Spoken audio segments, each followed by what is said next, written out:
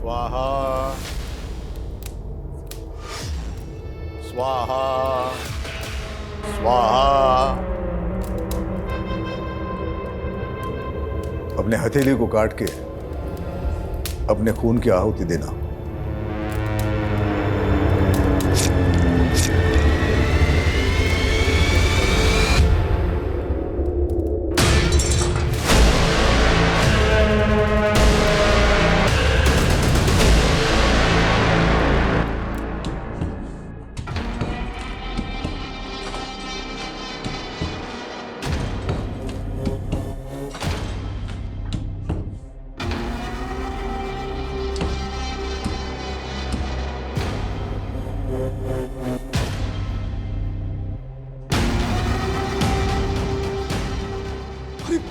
अरे ये क्या है? ये तो कंकाल है। वो तो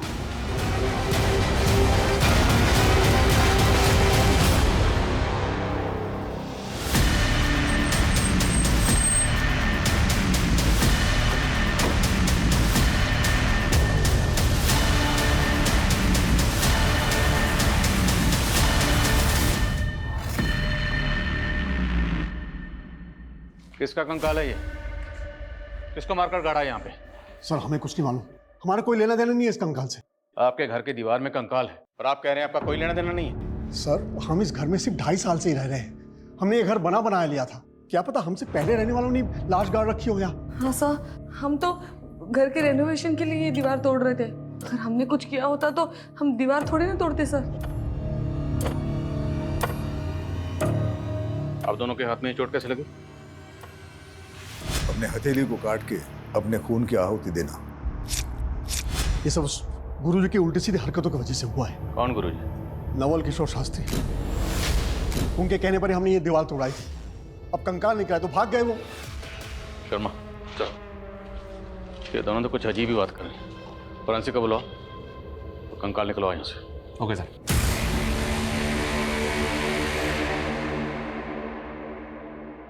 पूनम, पूनम, थोड़ी देर ये पढ़ाई छोड़ दे और चाय नाश्ता कर ले।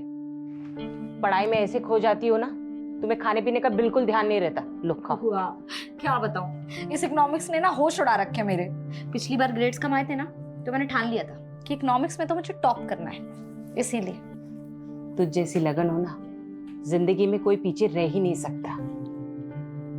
लेकिन आज भी तू मुझे बुआ बुआ बोलती है, माँ नहीं बोल सकती। बुआ कैसी बातें कर रही हो, आप तो माँ से बढ़कर हो। चलो ठीक है, अब से मैं आपको माँ ही कहूंगी। अच्छा चल जल्दी से नाश्ता कर ले, मैं बाजार जाके सब्जी लेकर आती हूँ।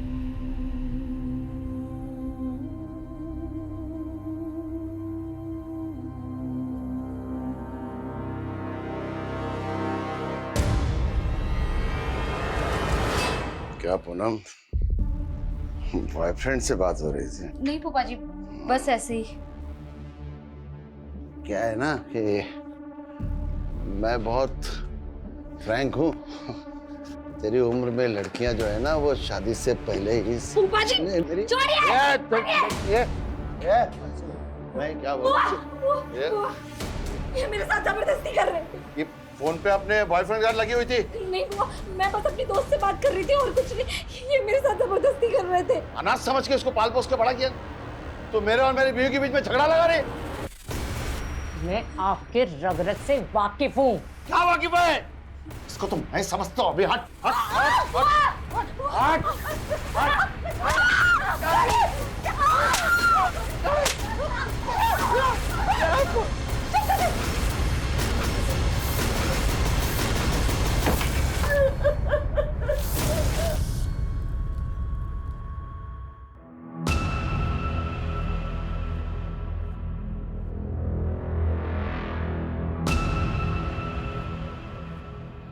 आप लोग इस घर में नहीं रह सकते। मैं घर सील करना होगा जब तक जांच पूरी नहीं होती। मेरा भाई यही नजदीक में रहता है, हम वहाँ चले जाएंगे। हमसे पूछे बिना आप दोनों मुरादाबाद से बाहर मत जाइएगा।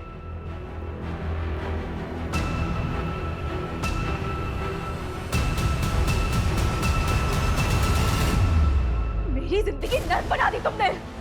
अब और नहीं, मैं सब कुछ खत्म कर दूंगी। देखिए, मैं एक वास्तु विशेषज्ञ हूं। नीलू के घर की वो दीवार मुझे वास्तु के हिसाब से ठीक नहीं लगी, उचित नहीं थी, इसलिए तुड़वा दी।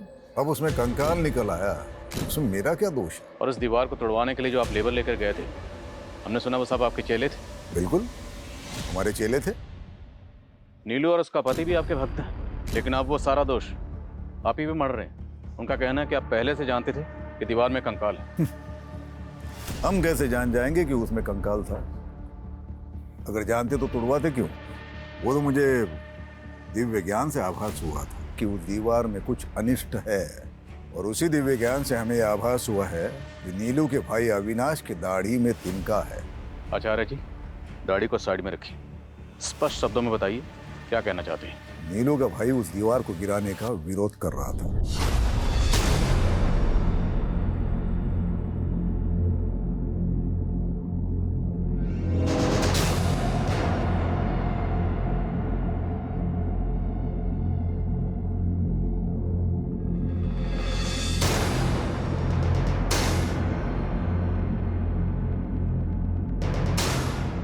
दीदी, ये सब क्या हो रहा है? दीवार में कुछ गड़बड़ है, कोई बाधा है इसमें। तोड़ दो इस दीवार। अरे बंद करो ये नाटक। ये क्या पागल बना रखा है मेरे दीदी और जीजा जी को?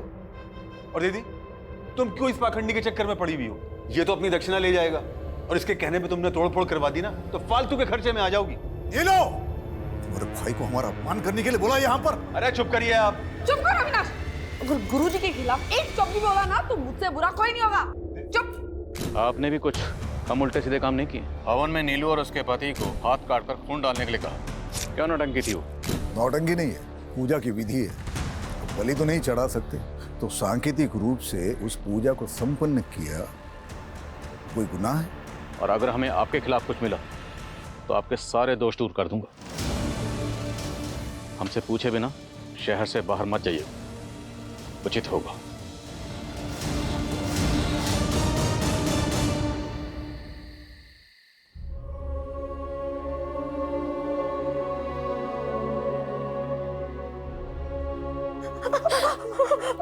मेरी वजह से रोज आपको फूफा जी मारते हैं। इससे जब मैं कहीं चली जाती हूँ, सच में तू कहीं नहीं जाएगी, और मेरे रहते हुए आदमी तुझे हाथ भी नहीं लगा सकता। वाह शांति, वाह, कितनी महान है तू। हाँ, बहुत महान है। गैरों को भी अपना बना लेती है तू, लेकिन मैं किसी पे एहसान करता हूँ तो पूरा वसूल करता हूँ। अरे इसी करू के वजह से ना भगवान ने कभी अपनी औलाद नहीं दी हमें। तेरे को उसको बेटी बनाने का है ना, बनाओ। और तुम दोनों को इधर चैन से रहने गए, तो मेरी बात मान लो, घर की बात घर में ही रहेगी। हट हट हट अगर दोबारा इसे हाथ लगाए ना तो मैं तुम्हें अंदर करवा दूंगी। मेरे को अंदर कराएगी तू? जिंदा रहेगी तो अंदर कराएगी ना। छोड़िए उन्हें। जिंदा रहेगी तभी तभी मारेगी।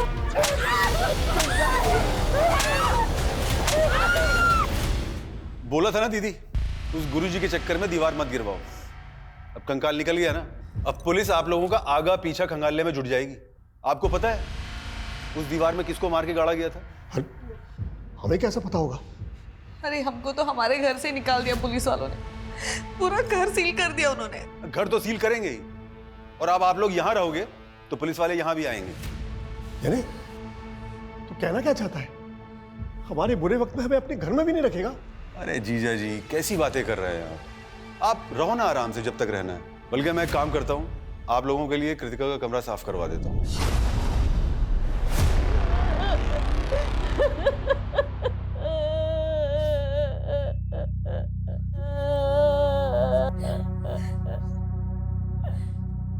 संभाल अपने आप को।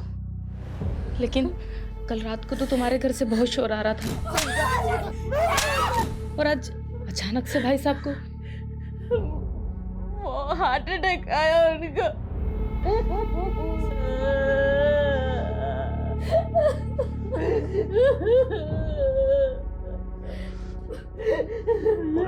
बात कर लिए, वो लोग आधे एक घंटे में डेथ सर्टिफिकेट बना के दे देंगे। चलिए अब अंतिम संस्कार की तैयारी करते हैं।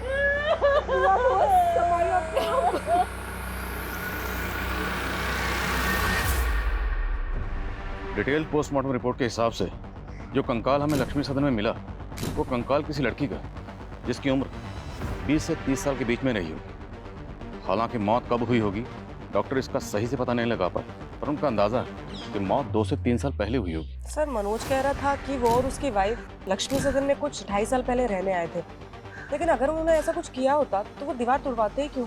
लेकिन वो बाबा नवल किशोर, उसकी बातें भी कम उल्टी पुल्टी नहीं, किसी को भी क्लीन चिट नहीं दे सकती। और ये भी पता करो कि लक्ष्मी सदन में मनोज और नीलू से पहले कौन रहता था। सर पता चला है कि नीलू के भाई अविनाश की बेटी पिछले 2.5 साल से गायब है। अविनाश की बेटी? ये लड़की अविनाश की सगी बेटी नहीं थी सर। अविनाश और उसकी बीवी ने कृतिका को गोद लिया था। अविनाश की बीवी तो काफ़ी पहले गुजर गई थी, लेकिन 2.5 साल पहले तक कृतिका अविनाश के साथ ही रह रही थी। और सर लक्ष्मी सदन के कुछ नेबर्स के साथ भी बात की मैंने। एक नेबर ने बताया कि नीलू और मनोज 2.5 साल पहले घूमने के लिए आए थे। उस दौरान अविनाश का वहाँ काफ़ी आना जाना था। और सर अविनाश ने अभी तक सबको यही कहा है कि उसकी बेटी कृतिका 2.5 साल पहले किसी लड़के के साथ भाग गई थी।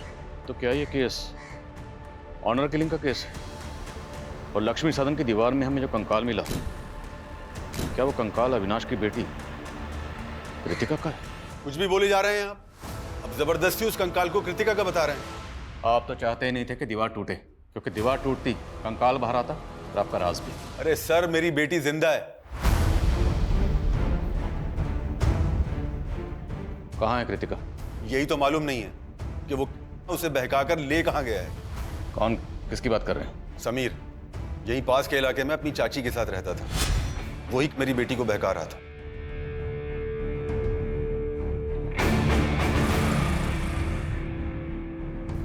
कृतिका, मैंने तुझे कितनी बार समझाया है उस लड़के से दूर रहा कर। पर पापा समीर में बुराई क्या है? वो लड़का हमारी बिरादरी का नहीं है। मैं ये सब में नहीं मानती पापा। उस लड़के ने कृतिका का दिमाग खराब कर रखा था और वही हुआ। एक दिन कृतिका उस लड़के समीर के साथ भाग गई। और आपने पता करने की कोशिश नहीं की कि आखिर आपकी बेटी है कहाँ? मैं उस लड़के की चाची से मिलने गया था, लेकिन उसकी चाची ने भी कुछ नहीं बताया और बदनामी के डर से पुलिस में कंप्लेंट नहीं कर पाया। पुलिस कंप्लेंट इसलिए नहीं की क्योंकि आप कांड करके बैठे हुए। उस लड़के के बारे में बताइए जो कृतिका को लेकर भागा। अब हम पता करेंगे कि कृतिका कहाँ है। आंटी जी, जो लिखा होता है उसे टाला तो नहीं जा सकता। आप लोगों को किसी भी तरह की कोई भी परेशानी हो, कुछ भी जरूरत हो, हमसे बोलिएगा, हम हैं अभी।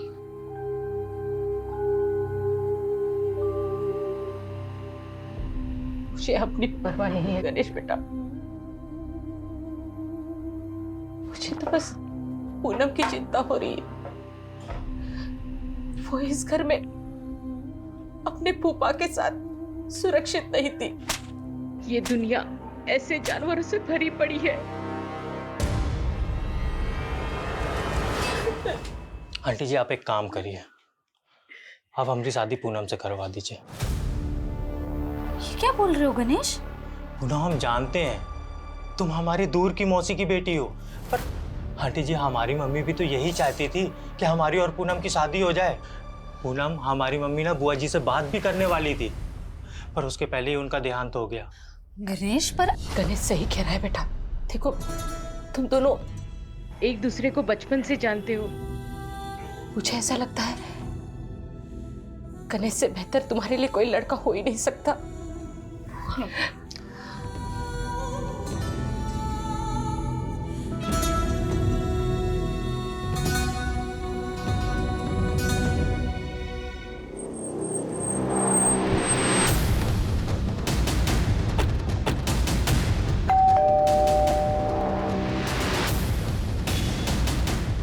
समीर यहीं रहता? जी, वो मेरा भतीजा था। हमें पता चला कि समीर किसी कृतिका नाम की लड़की से प्यार करता है। उसी के बारे में बात करनी है आपसे। आओ बेटा, बैठो। समीर ने बताया मुझे तुम दोनों के बारे में। तुमने अपने पापा को समीर के बारे में बताया? आंटी उन्हें सब पता है, लेकिन मैं समझ गई बेटा, तुम फिक्र मत करो, मैं तुम्हारे पापा से बात करूँगी। लेकिन कृतिका के पिता ने मुझे और समीर को बेइज्जत करके घर से बाहर निकाल दिया और एक दिन समीर गायब हो गया और फिर कृतिका के पिता आकर मुझे परेशान करने लगे। कि समीर कृतिका को भगा कर ले गया। आजकल कहाँ है समीर और कृतिका? मैं उन्हें पिछले 2.5 साल से ढूंढने की कोशिश कर रही हूँ। मैंने पुलिस कंप्लेन भी की थी, पर कुछ पता नहीं चला। समीर के माँ बाप कहाँ हैं? समीर के माँ बाप गुजर चुके हैं सर। मेरे अलावा उसका और कोई नहीं था। समीर की चाची ने जिस थाने में समीर की मिसिंग कंप्लेंट फाइल की थी, उस थाने की पुलिस टीम को भी ऐसा कोई क्लू नहीं मिला है जिससे पता चले कि समीर और कृतिका ने भाग के शादी की होगी। और अगर हम फॉरेंसिक रिपोर्ट पे जाएं, तो जिस दौरान समीर और कृतिका गायब हुए थे, उसी दौरान उस लड़की की मौत हुई थी जिसका हमें कंकाल मिला। तो पॉसिबल है सर कि मर्डर कृतिका का हुआ हो। सर, हम डीएनए मैचिंग रिपोर्ट से भी अविनाश के खिलाफ कुछ भी साबित नहीं कर पाएंगे, क्योंकि कृतिका अविनाश की सगी बेटी नहीं थी, उसने उसको अडॉप्ट किया था।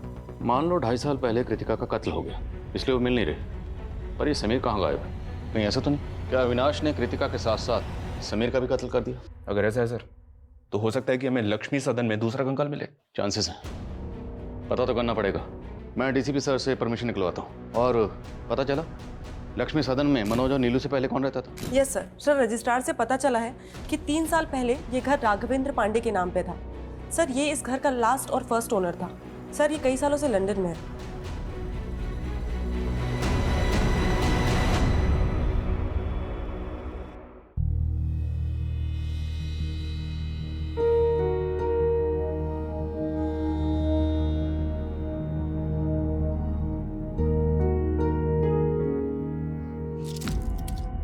तुमने शराब पी रखी है? अरे वो हमारे दोस्तों ने थोड़ा लिटिल पिला दिया।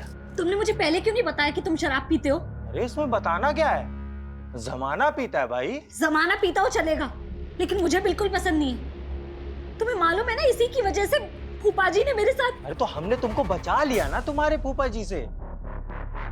चलो अब हमारा मूड मत ऑफ करो, आज हमारी फर्स्ट नाइट है भाई। आज गणेश, तेरी इतनी औकात? गणेश छोड़ो।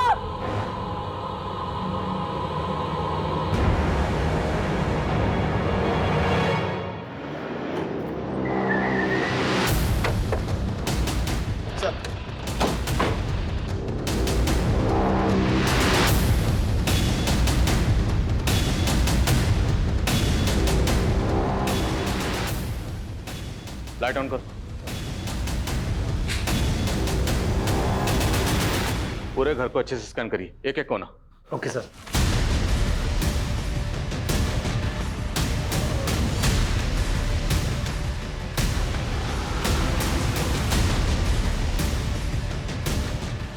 सर, कुछ नेबर्स ने बताया 2.5 साल पहले इस घर में एक मेड काम करती थी जो अचानक से गायब हो गई। कौन मेड? सर, संजना नाम था हमारी मेड का। लेकिन आप उसके बारे में क्यों पूछ रहे हैं? हमें पता चला है कि आप उसके साथ कुछ अच्छा बर्ताव नहीं करते। मेरी जिंदगी नर्क बना दी तुमने। अब और नहीं, मैं सब कुछ खत्म कर दूंगी यार। तकरीबन 2.5 साल पहले उसने मोहल्ले में तमाशा किया था।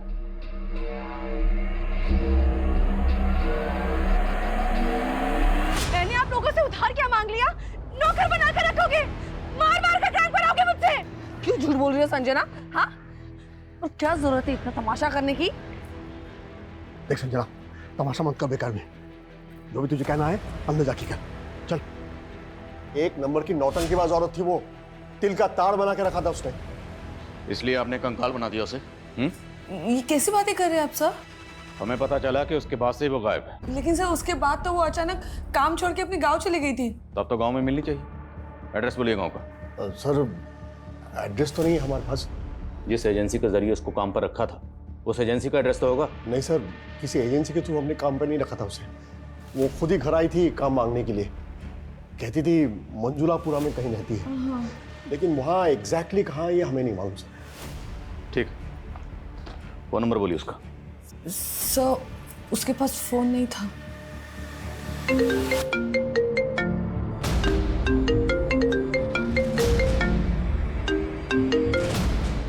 हेलो,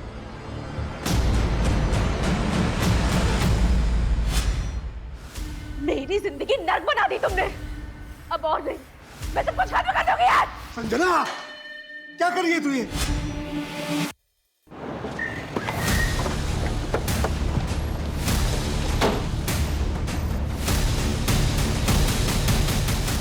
सर, ये देखिए, फर्श की ये टाइल्स एक ही कलर और डिजाइन की है, और ये टाइल्स बाकी टाइल्स के मुकाबले ज्यादा नई लग रही हैं।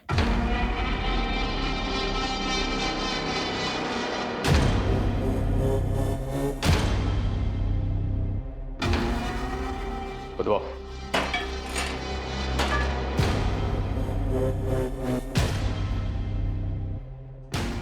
एक मिनट विशाल, मिट्टी हटाओ। सर एक मिनट जल्दी। ये देखिए सर, एक और कंकाल।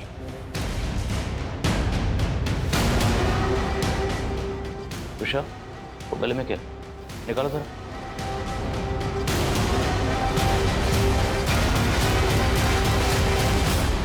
शर्मा, सब जगह खुदवाओ। पता नहीं और कितने राज दफन है इस लक्ष्मी सदन में।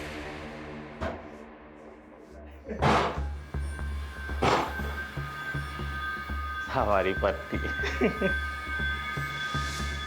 अरे घूर क्या रही हो? है?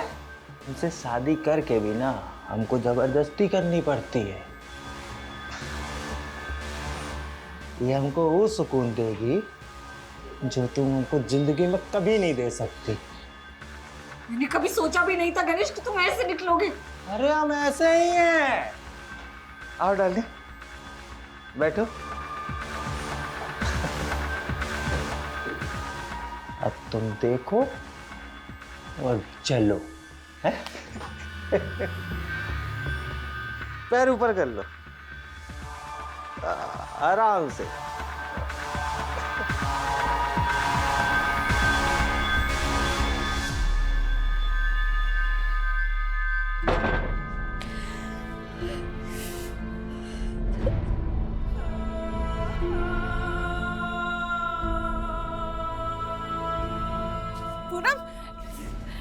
कैसी है तू? हाँ? अरे मैं यहीं से जा रही थी, मैंने सोचा तुझे और दामाद जी को। तू रो क्यों रही है? क्या हुआ? उठ उठ। तेरी हिम्मत! हाँ? मेरे बेटी को ऐसा किया तूने? ऐसा किया मेरी बेटी के साथ ऐसे? बुढ़िया!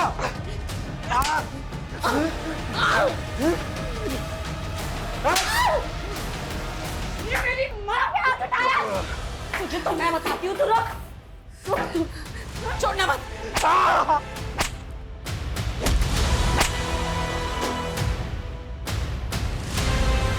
सर, एक कंकाल को एग्जामिन करने के बाद पता चला है कि ये कंकाल 18 ईयर्स एंड अबव किसी लड़के का है सर।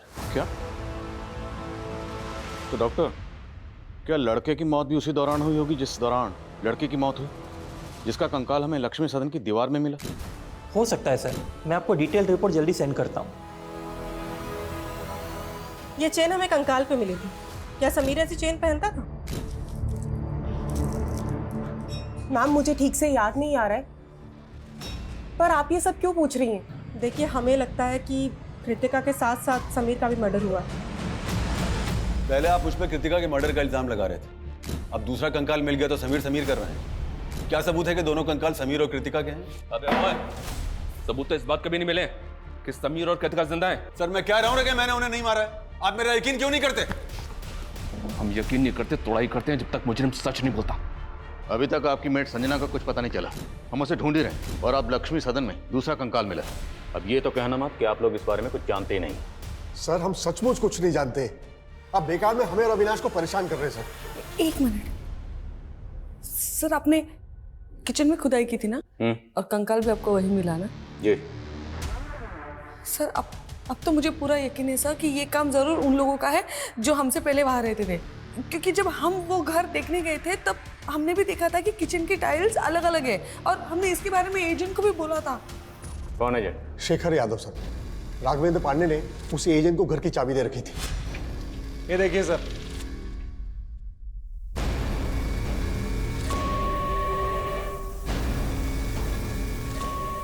आइए सर, एक रूम और है, बहुत खूबसूरत है, आपको दिखाता हूँ। आइए। एक मिनट। क्या हुआ सर? ये फर्श तो बहुत अजीब ढंग से बनी हुई है, ना टाइल्स मैचिंग है ना ठीक से लगे हुए हैं। अरे सर, बहुत छोटी सी चीज है, डोंट वरी, सब हो जाएगा। एक मिनट, लेकिन डील फाइनल करने से पहले हमें ओनर से मिलना है।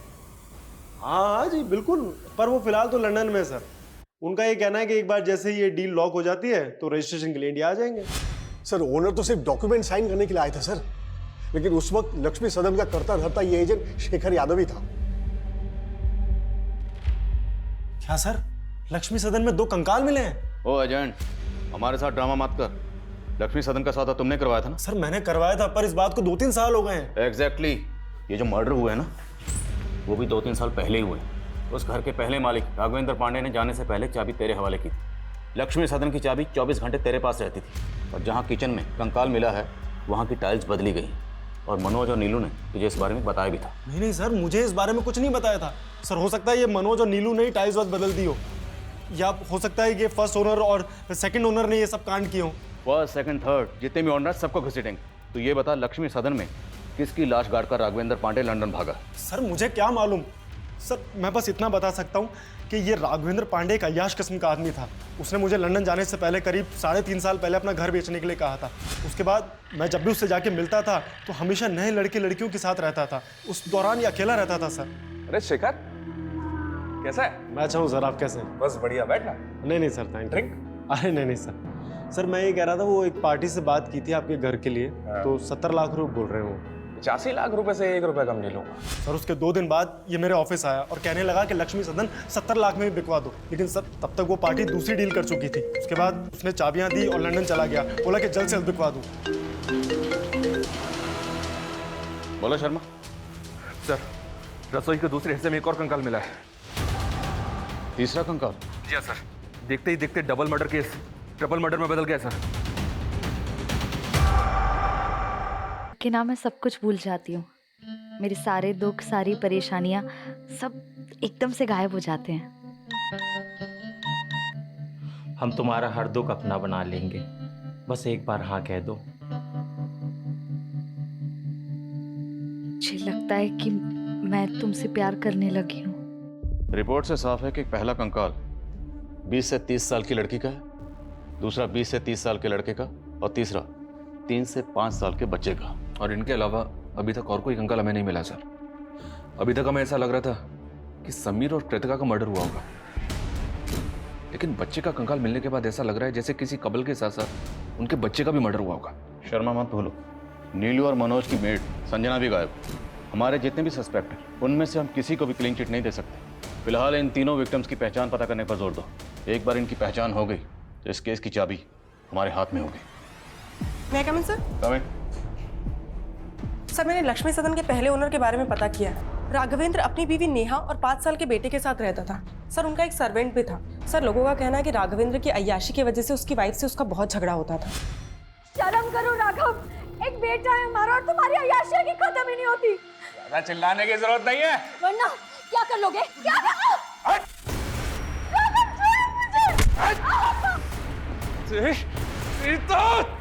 साहब ये क्या कर रहे हो? अब तू ज्ञान देगा मुझे, तू ज्ञान देगा मुझे, तू देगा ज्ञान। सर 3.5 साल पहले राघवेंद्र के बीवी, बेटा और नौकर तीनों गायब हो गए। राघवेंद्र ने लोगों से कह दिया कि नौकर गांव चला गया और उसकी बीवी का किसी से एक्स्ट्रा मैरिटल अफेयर था, तो वो अपने बच्चे को लेकर उसके साथ भाग गई। तो क्या ये तीनों कंकाल राघवेंद्र की बीवी, बच्चे और उसके नौकर के भी हो सकते हैं?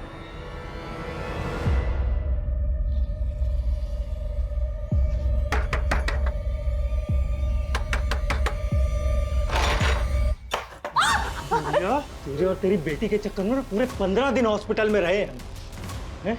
आज हम एक एक घाव का बदला लेंगे, माँ कसम। कहाँ है तेरी बेटी? कहाँ है तेरी बेटी? पूनम! पूनम! नहीं है वो यहाँ। कहाँ है तो वो? नहीं बताऊंगी। नहीं बताएगी? नहीं बताएगी तू?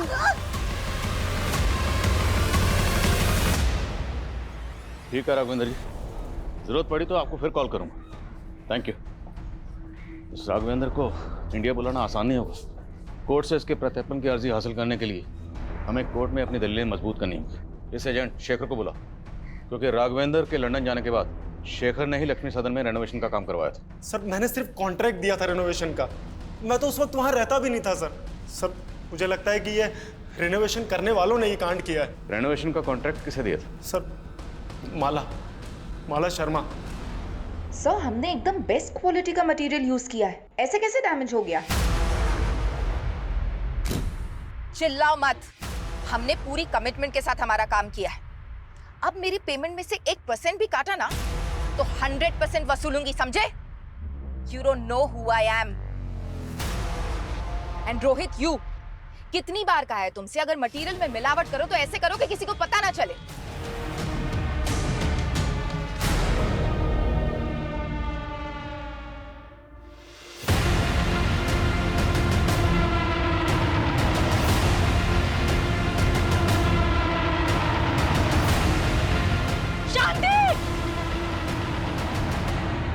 मानती हूँ लक्ष्मी सदन के रेनोवेशन का कॉन्ट्रैक्ट मैंने लिया था, लेकिन किसी मर्डर से मेरा कोई लेना देना नहीं है। तो इतना तो मानती है ना कि लक्ष्मी सदन में आपने रेनोवेशन किया था? किचन की टाइल्स, दीवारों का टेक्सचर, ये सब आपने वहाँ पर चेंज किया। किचन और दीवार में कंकाल कहाँ से आया? मैंने कोई तोड़फोड़ नहीं करवाई थी सर, बस वास्तु के हिसाब से थोड़ा बहुत ऑल्टरेशन करवाया था। लेकिन बाबा नवल किशोर जो खुद वास्तु एक्सपर्ट है, उनका कहना है कि उस घर में वास्तु दोष था। नवल किशोर बाबा? आप जानती हैं उसे? जी, उनसे मैं वास्तु की टिप्स लेती हूँ और लक्ष्मी सदन के लिए भी उन्होंने सजेशंस दिए थे। रेनोवेशन के दौरान वहाँ कौन कौन आता था? मेरे वर्कर्स, मिस्त्री, कारपेंटर, पेंटर, उनके ठेकेदार के पास वहाँ की चाबी रहती थी। और बाबा नवल किशोर भी वहाँ विश्वकर्मा पूजा और यज्ञ के लिए आ रहे थे। देखिए, मेरा किसी भी हत्या से कोई लेना देना नहीं है। जैसे माला मेरी भक्त है, वैसे नीलू भी मेरी भक्त है। ये तो सारा होनी का खेल है। आचार्य जी, ज्ञान बांटना बंद करिए। अगर हमें बाद में पता चला ना कि आपने कुछ भी छुपाया था या झूठ बोला था, तो इतना याद रखना, यहाँ पर हम इस डंडे से ज्ञान बांटते हैं। सुनिए, ये पुलिस वाले हमारी मेड संजना का भी पता लगा लेंगे, ये तो मैंने सोचा ही नहीं था। अच्छा, तो ये तुम दोनों का कांड था? अपनी मेड को मार के घर में गाड़ दिया और पुलिस मेरे पीछे पड़ी हुई है। ये तो तू कौन सा कम है? 2.5 साल पहले हम जब 2 महीने के लिए घूमने गए थे, तभी तेरी बेटी और उसका वो लफंगा दोस्त, क्या नाम है उसका, दोनों गायब हो गए थे ना। तूने ही दोनों को मार के गाड़ दिया होगा। एक तो मैंने तुम दोनों को घर में रहने की जगह दी और मुझ पे ही चढ़ रहे हो। चलो देख लो, दीदी चलो चलो। मैंने बहुत बड़ी गलती की, अविनाश, तो मैं अपने घर में रहने नहीं चाहिए। अविनाश, जाओ यहाँ से। जिस वक्त लक्ष्मी सदन में रेनोवेशन का काम चल रहा था, उस वक्त बाबा नवल किशोर के अलावा माला के 3 ठेकेदारों के पास भी लक्ष्मी सदन की चाबी रहती थी। मिस्त्री राज, कारपेंटर योगेश और पेंटर मुन्ना, तीनों को हाजिर करो। सर।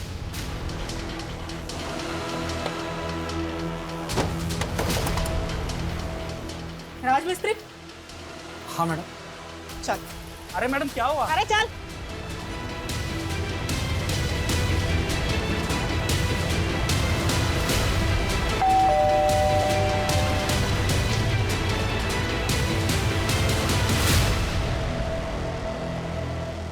कृतिका? पापा, हमें हमारे दोस्त से पता चला है कि आपको पुलिस बहुत परेशान कर रही है। भले ही हमने आपकी मर्जी के खिलाफ शादी की थी, लेकिन मैं भूल नहीं सकती कि मुझ जैसे अनाथ को आपने पाल पोस के बड़ा किया है। इसीलिए हमने फैसला किया है कि हम पुलिस की गलतफहमी दूर करेंगे। उन कंकालों के बारे में मैं कुछ नहीं जानता। तेरे अलावा माला ने जिस कारपेंटर और पेंटर को ठेका दिया था, वो दोनों गायब। उन दोनों के फोन भी बंद है। अरे साहब, उनसे मेरा कोई वास्ता नहीं है। वो दोनों ना उमरा गांव में रहते साहब, वही कहीं आपको मिल जाएंगे। अविनाश का फोन आया था सर, कृतिका और समीर दोनों जिंदा है। और नीलू और मनोज की जो मेट थी संजना, उसके बारे में कुछ पता चला? जी हाँ सर, उस मोहल्ले की कुछ और काम वालियों से उसके गांव का पता चला है। वो बिहार की रहने वाली है। बिहार पुलिस को अपडेट दिया है मैंने।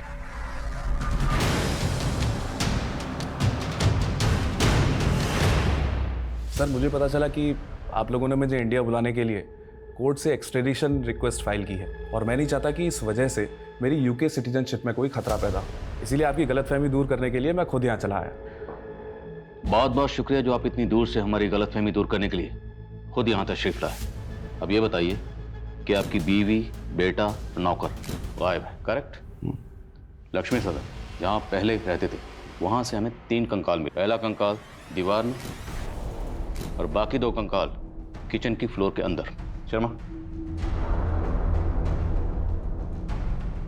सर ये दीवार तो छत की लोड बेयरिंग दीवार थी।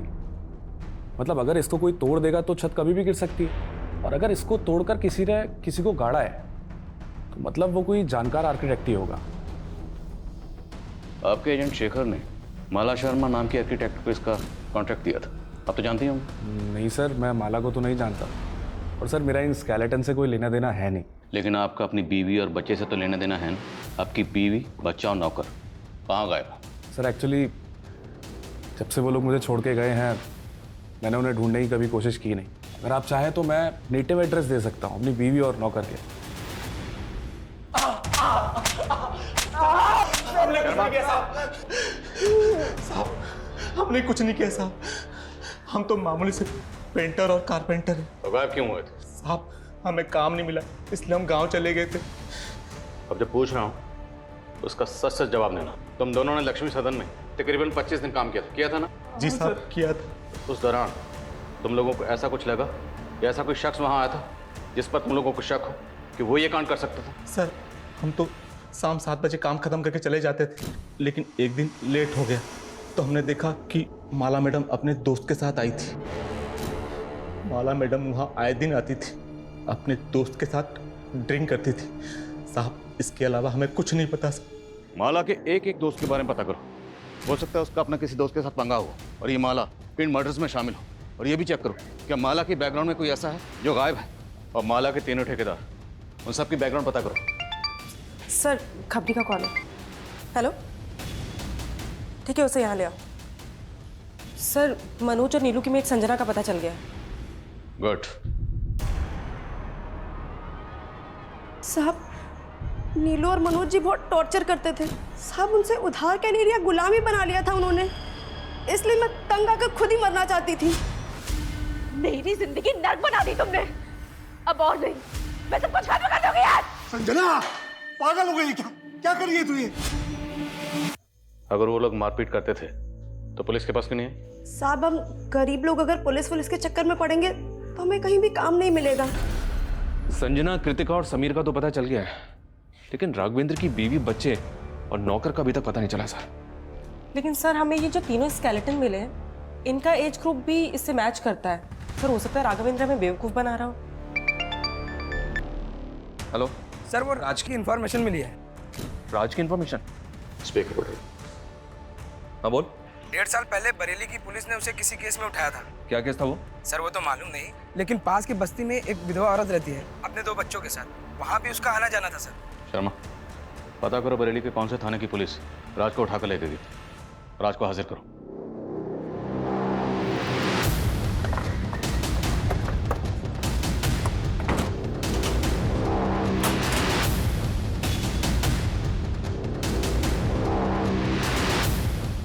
number you are trying to call is currently switched off.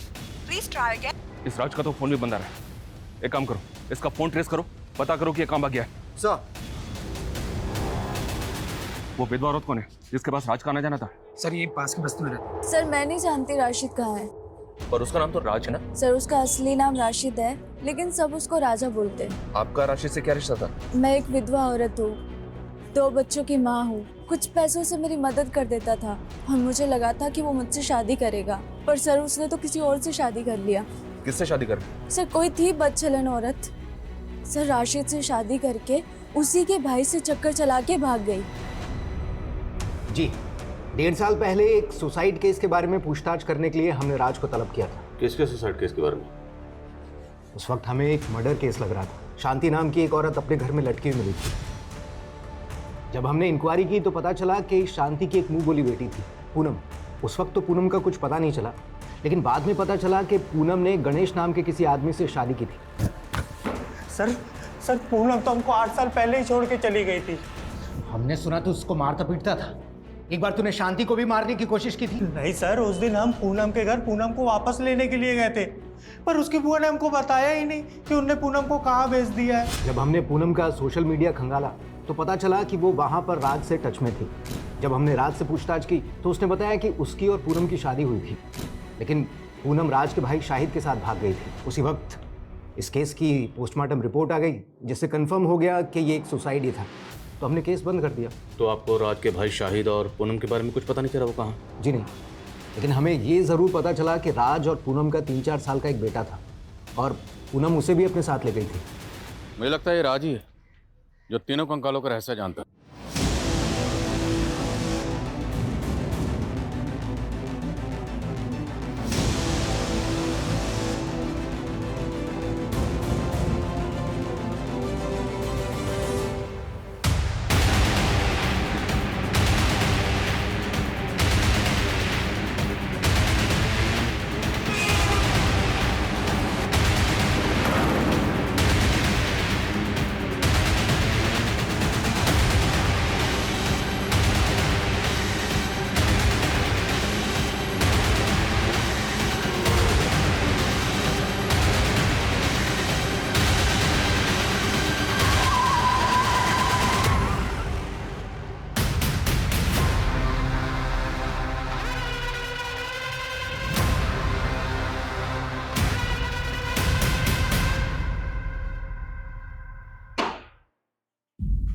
राज उर्फ राशिद, तेरे इस राज से पर्दा उठ चुका है।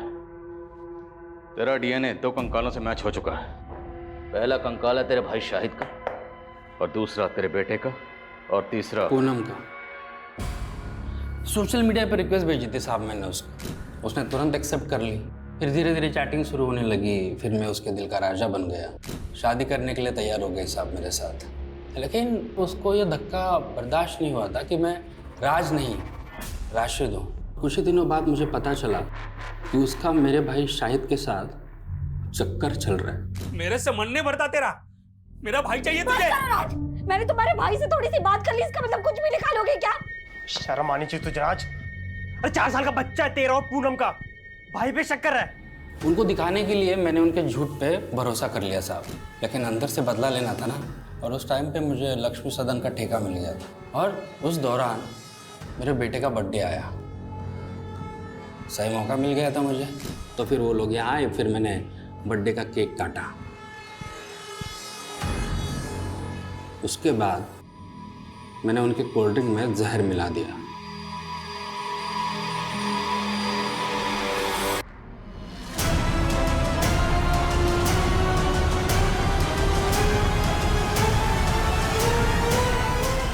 फिर उनकी लाशों को एक एक करके लक्ष्मी सदन में गाड़ दिया।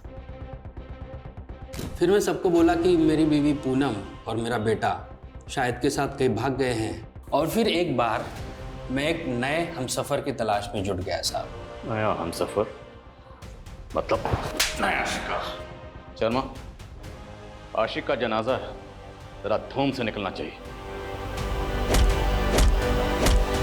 सर, राघवेंद्र की बीवी, बेटे और नौकर के बारे में पता चल गया। उसका नौकर तो गांव में है, लेकिन सर उसकी बीवी नेहा, सर वो किसी के साथ भागी नहीं है, बल्कि वो दिल्ली में टीचर की नौकरी करके अकेले अपने बेटे की परवरिश कर रही है। That's great.